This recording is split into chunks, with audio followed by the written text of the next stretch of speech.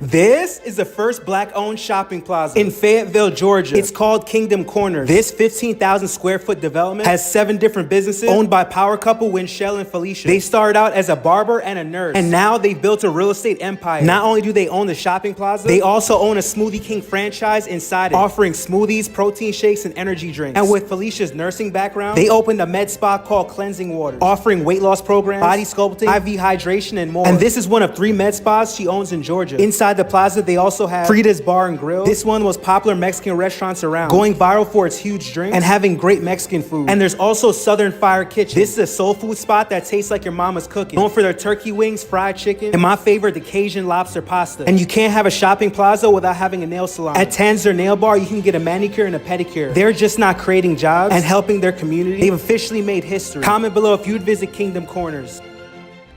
All right, guys, welcome to another episode of 5 Minutes with Mike.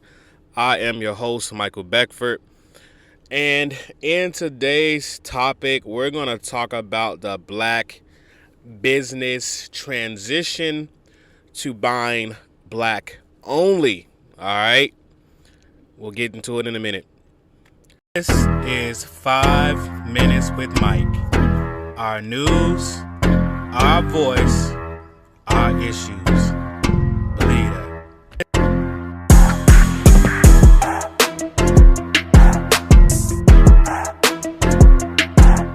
All right, guys, ever since this, Rick Chow, Cyrus Belton situation, where we all knew what happened with the verdict of, Rick Chow unaliving this 14-year-old young man by the name of Cyrus Belton, Rick Chow allegedly claimed it was out of self-defense.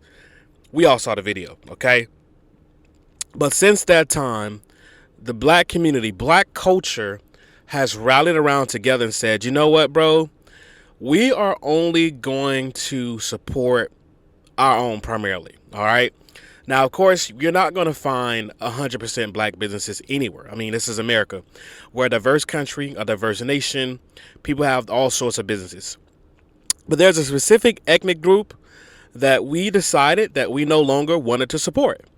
This particular ethnic group, unfortunately, the likes of the Rick Chows of the world, this particular group of individuals have had businesses in our communities for 30 plus years and honestly have not truly gave a damn about us.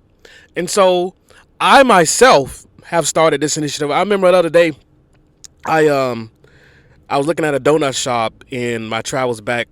Well, I'm not going to say back to where, but either way, I was looking at a donut shop, and I was in Baton Rouge, and I called up there, and I can tell that this particular business, most likely, especially these mom and pop donut shops, was owned by an individual from a particular continent. Okay, and so the basic thing is, I really wanted the donuts because I had a feeling that, these particular croissant donuts was gonna be, I love croissant type donuts. Yeah. Don't anyway, let's not go there. But the basic thing is, I don't eat donuts every day, and I definitely don't eat donuts every day in Baton Rouge because I'm not from that place. I was just traveling through, and I was on my way to go there. I was like, F it, you know what I'm saying? But then I thought back, then I realized, you know what? Wait a minute, hold up. Am I gonna go support this business? And no matter how nice this individual is, I'm sure they're nice people. She sounded really nice over the phone, right? But am I going to give my black dollar to this particular business, this particular establishment, while we are transitioning our black dollars to primarily black-owned businesses, all right?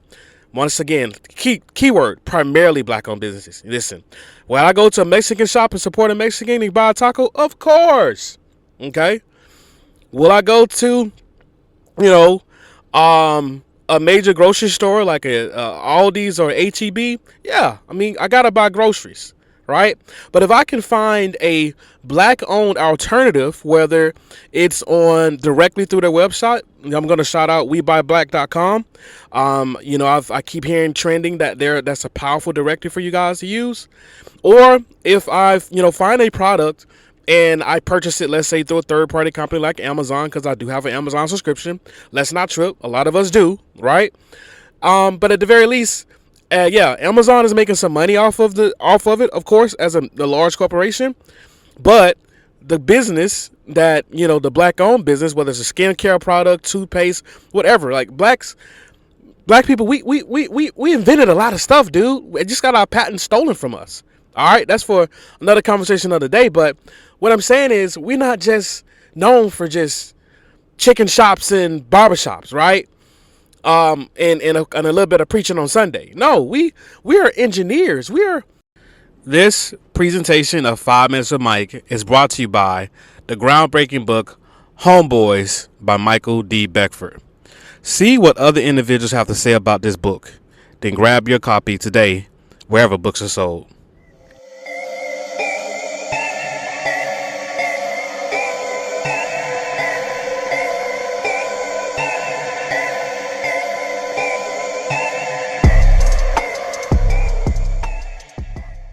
So I'm sure a lot of you have seen this case in South Carolina where Rick Chow, a convenience store owner, was acquitted of killing a 14-year-old black boy named Cyrus Carmack Belton. It's resulted in a lot of community outrage. And as part of the outrage, a lot of people are suggesting that black folks boycott all Asian businesses. Not specific, because, say Asian, it's a lot that falls in that. You got Chinese, you got Korean, you got Japanese, whole list of folk fall under that. So I just want to know what y'all think about that, about the idea that black people should boycott nail shops, food places, anything Asian because of the outcome of this case. Now we know there has over time been a lot of tension between these two communities, especially when you look at the downfall of affirmative action. They used Asian students who were, I can't even use the word used. They willingly allowed themselves to be used in terms of making sure they dismantle affirmative action and similar programs. You can look that up for yourselves. But generally speaking, I just wanted to know, what did you guys think of that suggestion? Should black people boycott all Asian businesses in response to not just what happened in South Carolina, but also in response to what's been happening around the country as it relates to Asian folks being used as a tool of white supremacy to dismantle programs that were there to benefit all people of color? Let me know what y'all think in the comments below. Vested people that can do almost anything, right? And in many times, better, all right? So we got all kind of different things that you can buy that's black owned. From garbage bags to toilet paper, that's black owned, all right? So my point is, I decided that no, I was going to honor, even though nobody saw it. Nobody was going to call me out that day that I did not, that I would have walked into that particular shop. Nobody would have ever known. But within my spirit, within myself, within the culture of my people, trying to make a stand and make a difference, I avoided that particular donut shop that day. And I implore of you guys the same thing. Leave from that particular nail shop that people does not represent you and your interest. I'm gonna tell a little story. I remember there was many years ago, I worked with this guy. He owned this is a black guy that first time seeing this, he owned a chemical shop, in regards for like car wash products. And he made the car wash products at a warehouse. And then I was a part of the distribution of these products to, different car wash guys in Tallahassee, Florida when I lived up there. And I can remember these car wash guys that, they'll pay to like rent spots at gas stations, stuff like that. You guys have all seen it. They'll pay to rent spots in these gas stations, things like that. And I see all these cars come in, come out over, you know what I'm saying, over the span within maybe about a year of me working with this company, distributing these products, selling these products to mostly black guys that, you know, do the car wash businesses, or guys that may have been incarcerated and they're trying to get a second way out. And so they start a car wash business, whatever. It's a very simple format, pretty easy thing to do for the most part, right? Car washes, not a big barrier to entry. Okay. So, but the point of the matter is, I remember seeing this black Mercedes at the time, almost brand new Mercedes at the time, and I kept seeing that car repeatedly.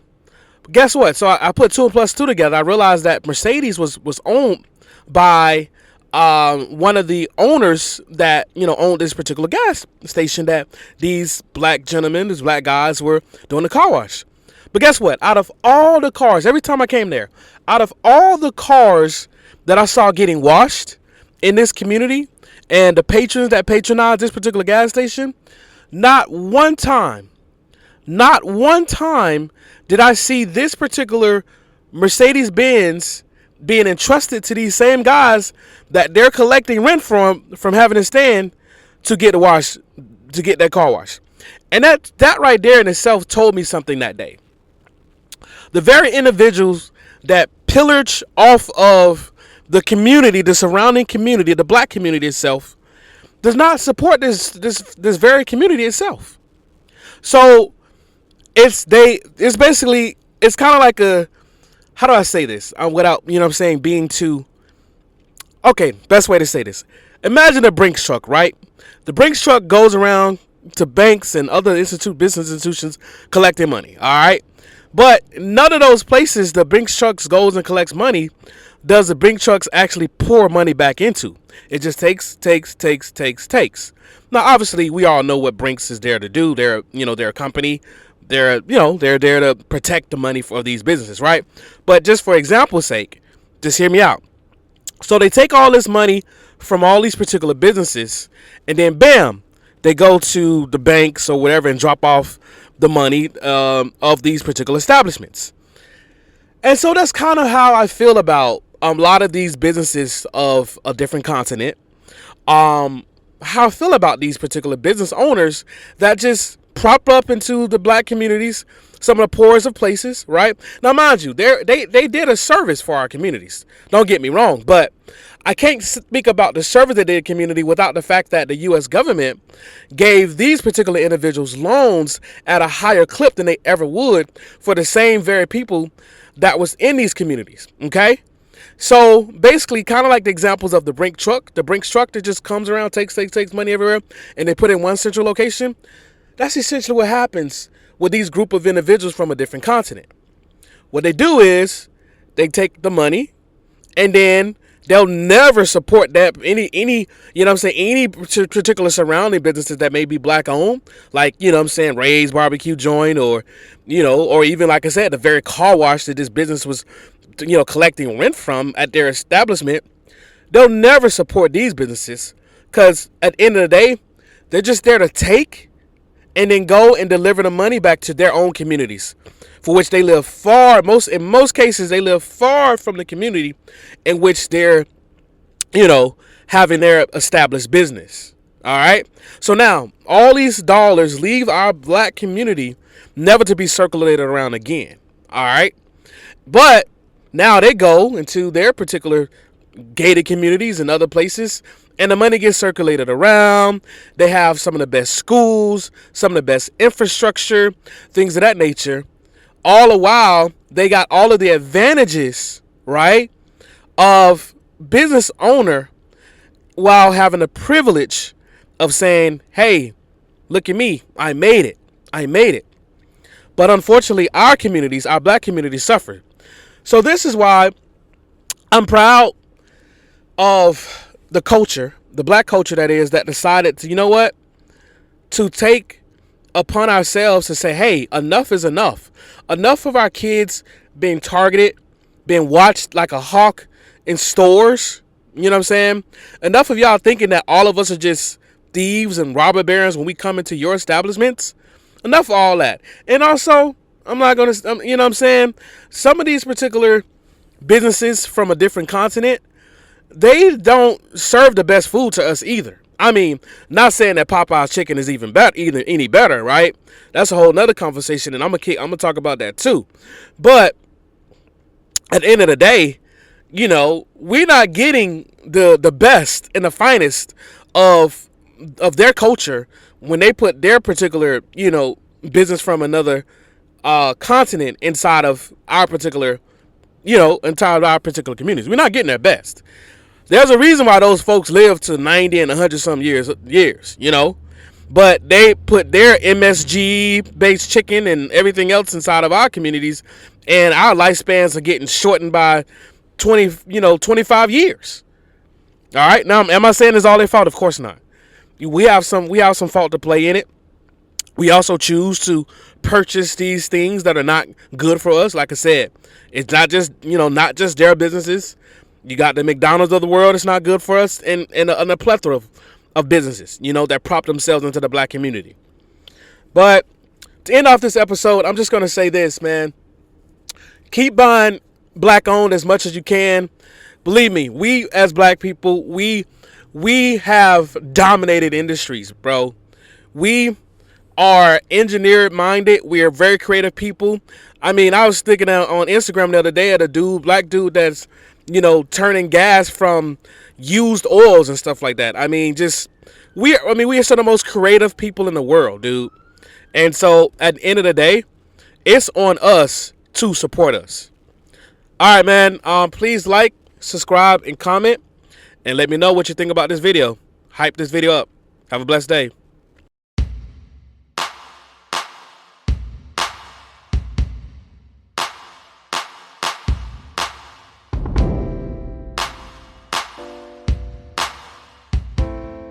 When I feel lonely, when I'm down and out, I know that the Lord will see me out. When I'm alone and always afraid, He's always there to guide me on my way. When they're cruel to me all the time, now more than ever, it's time for us all to speak up, especially times like this. Speak up for your family. Speak up for your community. Speak up for those who have no voice. Speak up for the world. Speak Up Poetry, an anthology of poems by Michael D. Beckford. Speak Up Poetry by Michael D. Beckford. Available on Gumroad.com. Get both the ebook and the 16-track poetry album on Gumroad.com. Speak Up Poetry by Michael D. Beckford.